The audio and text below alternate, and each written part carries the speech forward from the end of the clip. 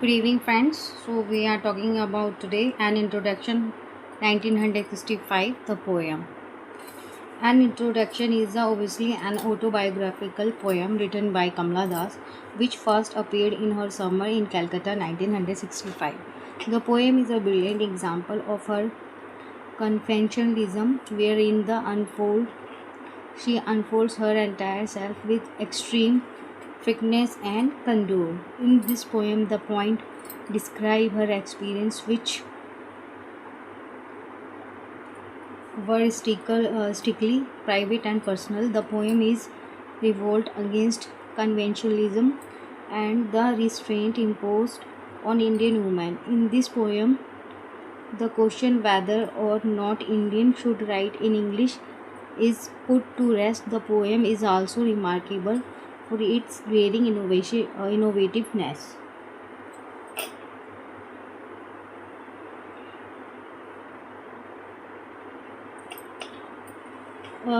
Okay, so the poem you are going to read in a written, in a free verses in a colloquial style, which appropriately allows the free flow of writer throughout and feelings. The poem is highly revealing of the poet, her political knowledge, her linguistic abilities, her physical growth, and the sad experience of her marriage and her quest of fulfilling love. So the main point, the text of the poem. I don't know the politics, but I know the names of those in power and I can repeat them I like. Days of week or names of months beginning with Nehru. I am Indian, very brown, born in Malabar. I speak 3 languages, write in 2, dream in 1. Don't write in English, they said. English is not your mother tongue. Why not leave me alone? Critics, friends visiting, cousins, every one of you. Why not let me speak in? So we are talking about the Kamala Das, an introduction, उनका परिचय. कमला दास जी ने भारतीय कवियत्री थी वो, और 1934 से लेकर 2009 तक रही, जिन्हें माधव कुट्टी के नाम से भी जाना जाता है. आधुनिक अंग्रेज़ी भारतीय कविताओं की जननी के रूप में वो प्रसिद्ध थी उस टाइम पे बहुत ज़्यादा. कवियत्री पहली बार 1965 में समर इन कलकत्ता में प्रकाशित हुई थी, जो ये पहली बार हुआ था 1965 में. उनकी पहचान और भाषा और व्यक्तिगत स्वतंत्रता की खोज करती है. मुक्त चंद फ्री वर्सेस में ये लिखी गई है.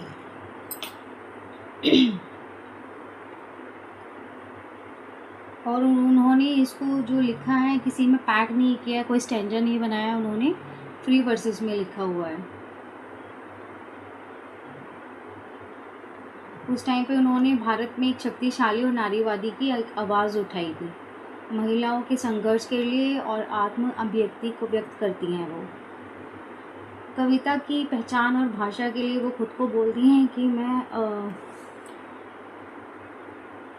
पॉलिटिक्स नहीं जानती हूँ, और मैं जानती हूँ नाम और सत्ता में बैठे लोगों की पावर को. मैं उनको रिपीट कर सकती हूँ जैसे सप्ताह के दिन और महीने के नामों को.